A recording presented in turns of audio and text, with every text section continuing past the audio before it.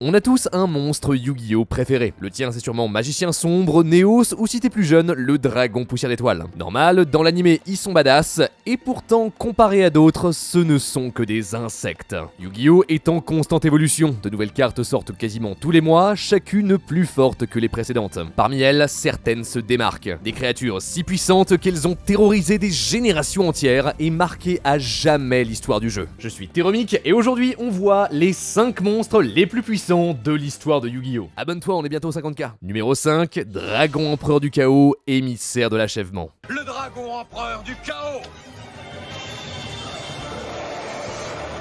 Au début, Yu-Gi-Oh c'était que des petits monstres. Aquamador, crâne invoqué, pas d'effet, pas d'attaque, mais en 2004, tout change avec l'invasion des ténèbres. Le set introduit les monstres chaos qui s'invoquent facilement de ta main en bannissant un lumière et un ténèbre de ton cimetière. Tous sont des effets très puissants. Le sorcier du chaos bannit un monstre et le soldat du lustre noir attaque 2 fois. Le meilleur de très loin, c'est le dragon empereur du chaos, émissaire de l'achèvement. Comme les autres, tu l'invoques en bannissant un monstre lumière et ténèbres de ton cimetière et pendant ton tour, tu peux payer 1000 points de vie, envoie toutes les cartes sur le terrain et dans les mains de chaque joueur au cimetière, puis inflige 300 points de dégâts à ton adversaire pour chacune d'elles. Une bombe qui rase absolument tout. À sa sortie, c'était la carte la plus forte du jeu. Extrêmement rare, encore aujourd'hui, ces copies se vendent pour des centaines, voire des milliers de dollars. Après, on pourrait se dire que ça va, après tout, si ton adversaire et toi n'avez plus aucune carte, c'est un peu comme si vous étiez de retour à égalité.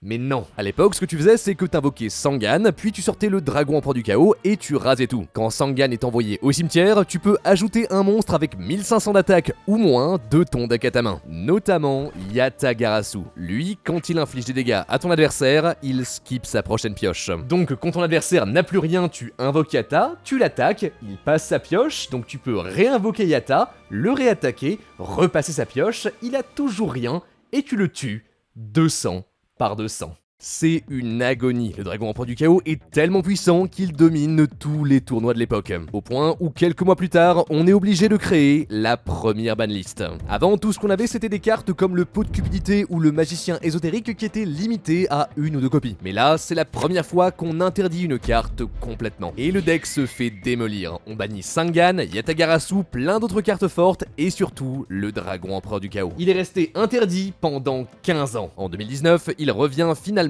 avec un errata. On lui a modifié son effet pour lui permettre de revenir sans briser le jeu. Maintenant, tu ne peux activer aucun autre effet le tour où tu rases le terrain de ton adversaire. C'était un peu trop drastique, ça l'a rendu complètement injouable. À la place, on en a fait une autre version, Empereur du Chaos, Dragon de l'Armageddon. Une pendule qui a été pas mal jouée en compétitif parce qu'elle te permet notamment de ramener des dragons bannis sur ton terrain. Du coup, encore aujourd'hui, on a peur de l'Empereur du Chaos. Numéro 4, le dragon armé des ténèbres. Alors je vous préviens, il va y avoir beaucoup de dragons dans cette liste. Dans Yu-Gi-Oh! GX, le premier vrai rival de Jaden, c'est Chad. On se rappelle de lui pour les Ojama, mais surtout pour les dragons armés. Maintenant, je sacrifie mon dragon armé de niveau 7 afin de pouvoir faire appel à mon dragon armé de niveau 10. Des petits dragons qui deviennent de plus en plus gros plus ils passent de temps sur le terrain. Leur forme ultime peut détruire tous les monstres de l'adversaire. En vrai, ils n'ont jamais été forts, un peu trop lents et un peu trop fragiles pour la méta. Mais en 2008, c'est la sortie de Ténèbres Fantômes, le set qui nous a donné Yubel, mais surtout des versions dark des monstres iconiques. Nephthys des Ténèbres, le créateur des Ténèbres et surtout le dragon armé des Ténèbres. 2800 d'attaque, tu ne peux que l'invoquer spécialement de ta main quand tu as exactement 3 monstres ténèbres au cimetière. Pendant ton tour, tu peux bannir un monstre ténèbre de ton cimetière pour détruire n'importe quelle carte sur le terrain. C'est pas une fois par tour, donc au minimum, quand il arrive, il peut détruire 3 cartes. On pourrait se dire, ok, c'est fort, mais avoir exactement 3 monstres dans le cimetière, c'est dur à avoir. Sauf qu'avec lui sortent Greffeur des Ténèbres, Chevalier de l'Armageddon, Invitation des Ténèbres, plein de cartes qui manipulent le nombre de monstres ténèbres dans ton cimetière, au point où ça devient très facile de sortir le dragon armé. Dans les mois qui suivent, on le voit dans toute une série de decks qui écrasent la méta. Cette époque, c'est le moment exact de Yu-Gi-Oh! Yu-Gi-Oh! Où l'attribut Ténèbres est devenu le plus puissant du jeu. En 2008, il crée un des premiers formats Tier 0 de l'histoire. Les tournois ne sont presque plus remplis que de Dragon Armée des Ténèbres, dont les copies montent à 200, 300, parfois 1000 $.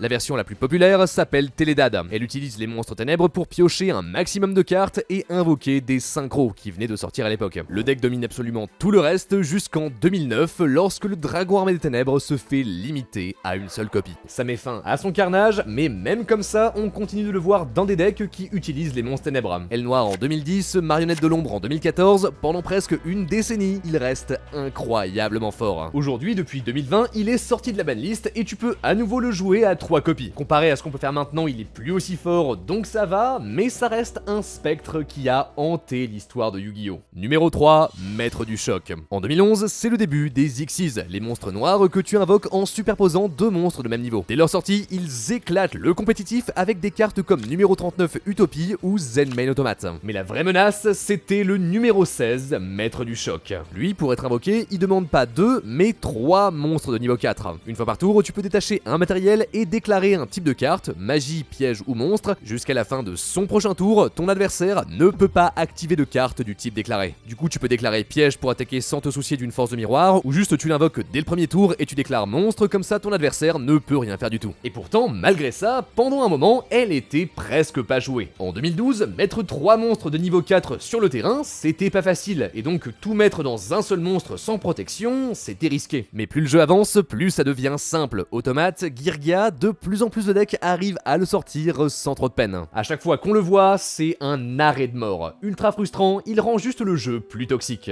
Heureusement, en septembre 2013, il est banni et on ne l'a plus jamais revu, sauf au Japon, où il est resté pendant bien plus longtemps. Il était encore là en 2015, à l'époque des pendules. À ce moment-là, mettre 3 niveau 4 sur le terrain, c'était extrêmement simple. Au Japon, littéralement tous les decks pendules de l'époque le jouaient, une vraie horreur. Je sais pas ce que Konami a avec les Xyz, mais bizarrement, c'est pas le seul avec un effet qui bloque ton adversaire. Genre Azathoth, Kali Yuga, Zexal Utopic, une bonne partie des monstres les plus toxiques de l'histoire du jeu sont des Xyz. Heureusement, Maître du Choc est interdit et il ne doit plus jamais revenir. Numéro 2, Maître Paix, roi du véritable Draco-tueur. Plus Yu-Gi-Oh! Avance et plus il joue sur son extra deck. Aujourd'hui, les gros monstres que tu invoques, c'est souvent des fusions, des synchros, des Xyz ou des liens. Le deck principal, il est juste rempli de petits monstres qui te servent de ressources pour invoquer les gros de ton extra deck. Mieux vaut une synchro ou une fusion très forte que tu peux invoquer quand tu veux, plutôt qu'un monstre incherchable perdu au milieu de ton deck. Mais de temps en temps, Konami tente de changer ça, que ça soit avec les dinosaures, les monarques ou les véritables dracos. Une série de monstres qui s'invoquent en sacrifiant des magies et des pièges que tu contrôles. Pas besoin d'extra deck, certaines versions n'en jouent carrément pas. Et leur boss, c'est Maître Paix, roi du véritable Draco-tueur. Comme les autres, pour l'invoquer, tu peux sacrifier des monstres ou des magies et pièges que tu contrôles. Sauf que là, sur le terrain,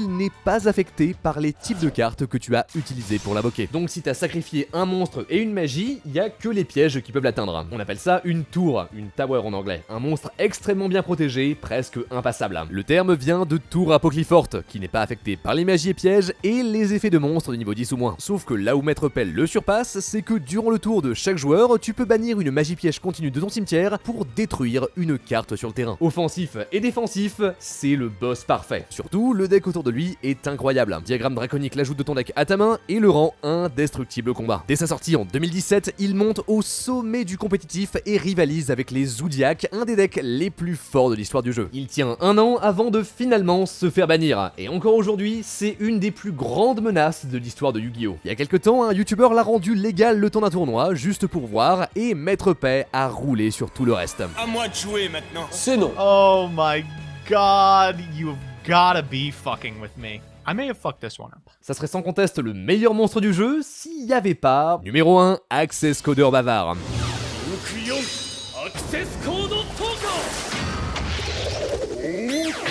Les fins de saison de Yu-Gi-Oh! Sont toujours épiques. On se retient plus. À thème sur les 3 dieux égyptiens en un tour, Yusei c'est le dragon Quasar, Yuya Zark, et pour Playmaker, le héros de Vrains, c'est Access Codeur bavard. Lien 4, 2300 d'attaque, quand il arrive sur le terrain, tu peux cibler un des monstres que tu as utilisé pour l'invoquer. Si c'est un lien, il gagne son niveau de lien x 1000. Ça veut dire que si tu l'invoques en utilisant une lien 3, Access Code gagne 3000 d'attaque et passe donc à 5300. Pendant ton tour, tu peux bannir n'importe quel lien de ton cimetière, détruis une carte de l'adversaire, n'importe laquelle. Tu peux faire ça autant de fois que tu veux, tant que tu bannis un lien d'un attribut différent que les précédents. Donc si t'as 6 liens au cimetière, une de chaque attribut, tu peux détruire 6 cartes en un tour. Mais le mieux dans tout ça, c'est que ton adversaire ne peut pas répondre à ses effets. Si t'actives Access Code, il peut pas l'annuler, il est obligé de se le prendre. Quand tu joues deuxième, c'est un atout inestimable. Il brise le board adverse très facilement et ce qui est indestructible, il peut juste attaquer par-dessus. Une vraie machine. Ça n'a jamais été aussi simple de tuer ton adversaire en un tour. Si tu l'invoques avec brouilleur de mise à jour, il peut attaquer 2 fois. 4300 x 2, et ben ça fait 8600. Ton adversaire n'a juste aucune chance. Ce qui est fou, c'est qu'avant on avait d'autres liens 4 comme le Dragon Épée Borel ou alors Avramax qui elles aussi sont très fortes pour les OTK. Mais du jour au lendemain, quand Access Code est sorti, il les a rendus obsolètes. Son avantage par rapport à eux, c'est qu'il est très simple à invoquer. T'avais plein de combos pour le faire avec littéralement n'importe quel de monstre. C'était juste trop facile. Il est sorti en 2020 et encore aujourd'hui, presque 3 ans plus tard, on le voit encore dans presque tous les decks. Si le Yu-Gi-Oh moderne va si vite, c'est en partie à cause de lui. Maintenant, il n'y a plus de grind game, son adversaire montre la moindre faille, tu peux juste faire Access Code et le tuer sur le champ. C'est le nouveau visage du jeu, rapide, explosif, impardonnable, le monstre le plus puissant de Yu-Gi-Oh! Numéro 0, Floraison de Cendres et Joyeux Printemps. Comment est-ce que Yu-Gi-Oh peut se permettre d'avoir des monstres aussi puissants? Avec des cartes aussi toxiques, c'est un miracle que des gens y jouent encore. Heureusement, celle qui équilibre tout, c'est elle, Floraison de Cendres. En anglais, Ash Blossom and Joyous Spring, on l'appellera Ash.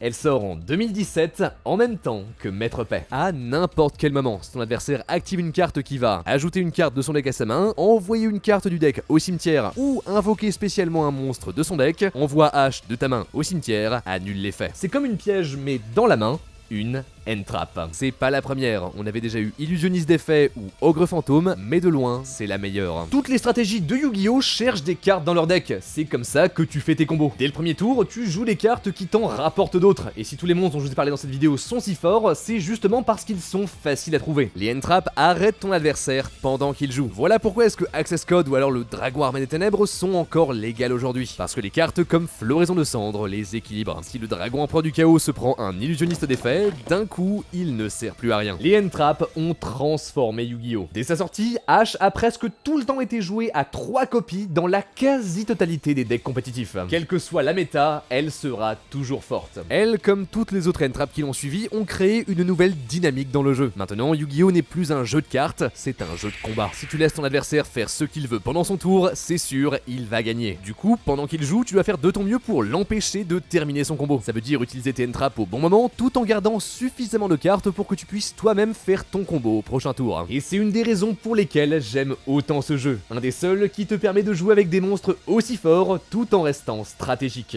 Pour moi, c'est ça, la vraie force de Yu-Gi-Oh!